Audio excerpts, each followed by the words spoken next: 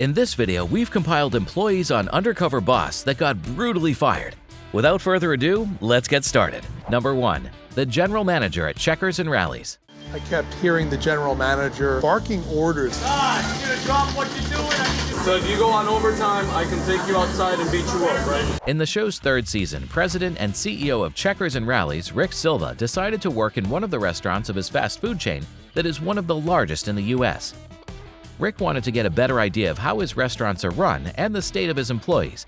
However, he wasn't prepared for one of the employees he encountered. Todd, this is what usually happens? You're trying to do something, someone's calling you all the time? He needs to help me here, is that okay? You're gonna go with him? Oh, okay, good. I try not to, pay attention to it so much. I really could not work there. I couldn't work there for 10 minutes. How does it make you feel? Like I'm worthless. The branch's general manager was constantly barking out orders and disrespecting those working under him. Rick learned from talking to his coworkers that the working conditions were horrible in that particular restaurant. Rick eventually had enough and decided to forego the show's big reveal to confront the general manager there and then. What excuse is there to talk to people without being respectful? I don't think I was disrespectful. You have to talk up. They will not listen to you unless they... Why would I want to work for you with the way you talk to people inside there? The first hour that you talk to me that way, I would leave. I would walk out the door and never come back. Let me ask you a How would question. that make you feel? You do what you gotta do. You run them. They don't run you. Wanted to be nice, low tone, doesn't work. They don't listen to me. Despite being reprimanded by the CEO of the company, the general wasn't seeing the error of his ways. Eventually, Rick decided that there was only one thing that needed to be done. And what I saw here today, right now, you're not doing the job to our standard, and so you don't belong in that restaurant. Right here, right now, we're going to shut the restaurant down. Number 2.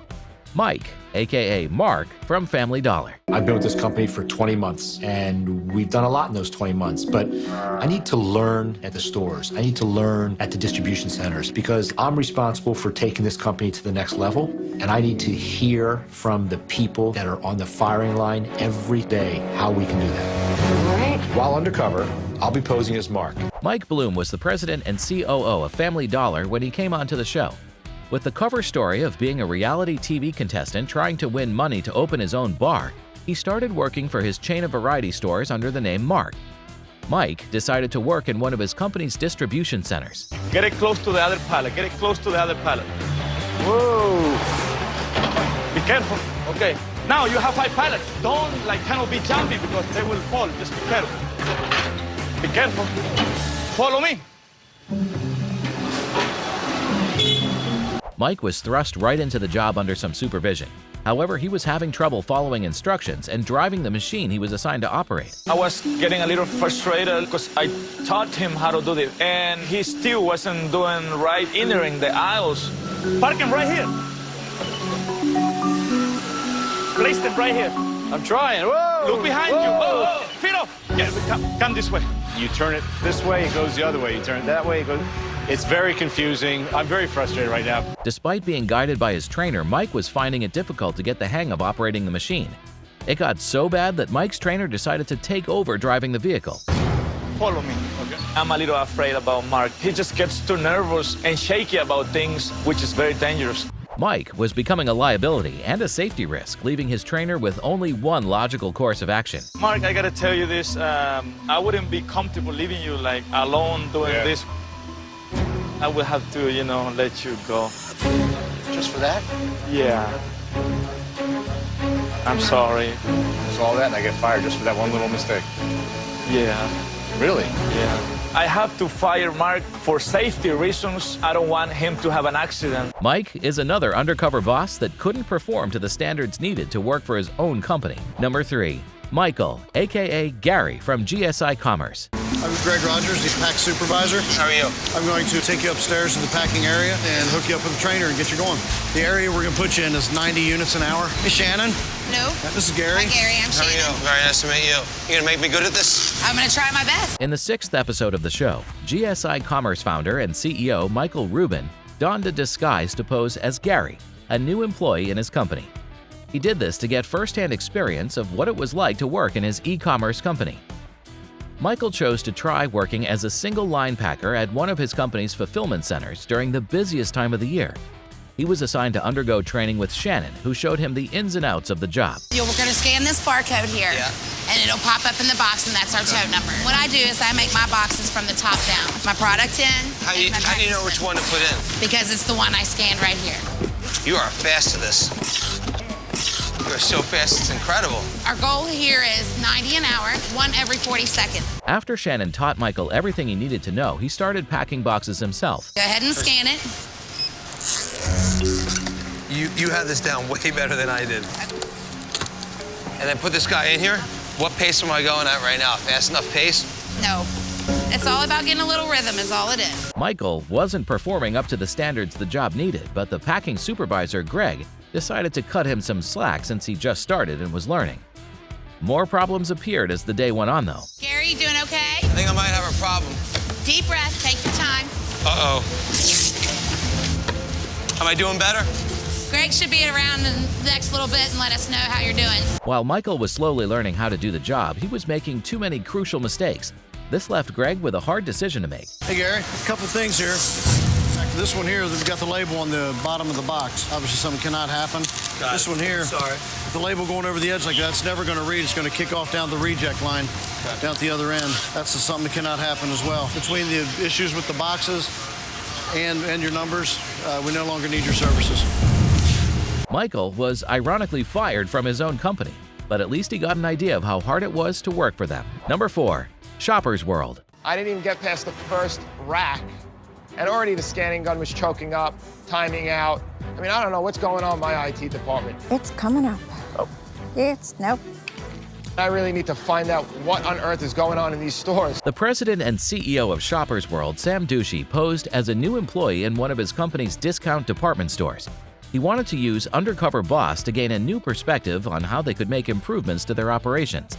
Sam came into the job eager to work, but he didn't expect that he was walking into one of the craziest work experiences ever.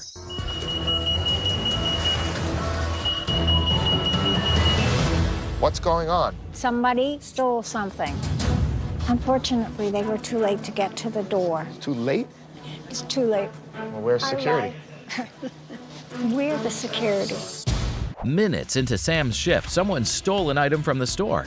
This in itself was alarming, but Sam got angry when he saw that there seemed to be a lack of concern among the employees. I'm in total shock. It's like every time I walk into a store, I never know what I'm gonna find. All right, I have to go up by Amy. This Come way? on, this way. After what I just saw and what I just heard, I'm really boiling right now. There's definitely gonna be some major action taken on this circumstance. Sam was shocked to learn that the store didn't have any security personnel, leading to a severe shoplifting problem. It does happen. This is a serious problem that we do face here without security. How often does this happen? This happens once or twice every day. It's scary because you're putting, I have kids, she has a family, everybody has a family, you know. 100%. These people, imagine if somebody has a gun. You don't know, so you don't know what you're putting yourself into, but it's either your job at the end or you be security. Sam decided that some drastic changes needed to be done.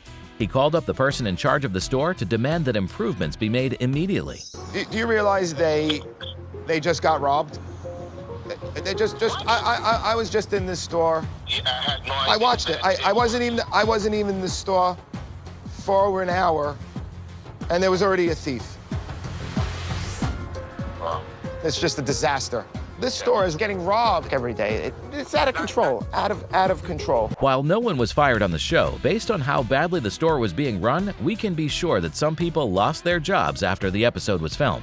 Number 5, Catherine, aka Louise from Fast Signs. Gary, this is Louise. Nice to meet you. Nice to meet you. Wow, I didn't know it was supposed to be a woman.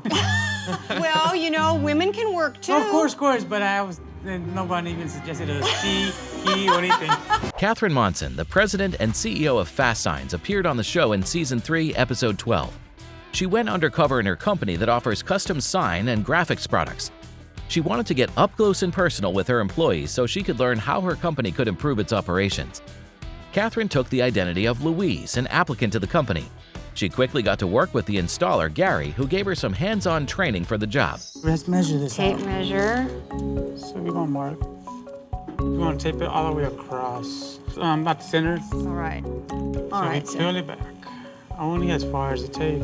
Okay. Remember, careful with that. So this is where we come with, use these. The squeegee. You pressing out the air. Just take your time. I think I can do this. I think you could do this on your own. It's much easier too. Gary took the time to install a graphic with Catherine so she could see how it works. After they were done with the first graphic, Gary felt that Catherine was ready to work on her own. However, Catherine soon discovered that the job wasn't as easy as she initially thought. This is not good. It looked easier when you were doing it. Well, yeah, because I'm going slowly. I'm not pressing hard on it. You don't think I was doing that? No, I saw you were.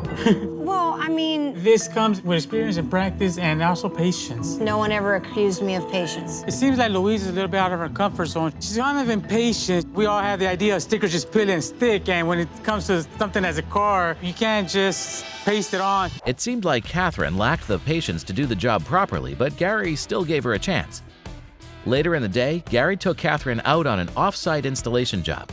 Catherine was trying her best, but things weren't working out as they were supposed to. Tape it, and we start to do the same thing we did with the up. We could do it down. Okay. I'm gonna step away for a minute, all right? Okay. All right. This is not easy. It is really physically demanding, and there is definitely a skill involved that has to be learned over time. Catherine managed to mess up the job when left to do it on her own, making Gary reconsider if she was right for the job. I don't have the strength for this. And This I'm is hard. still not doing the strokes evenly, almost coating, because you almost jagged, you almost just rough. So right now we're going to take a little break and... Oh, I'm so glad.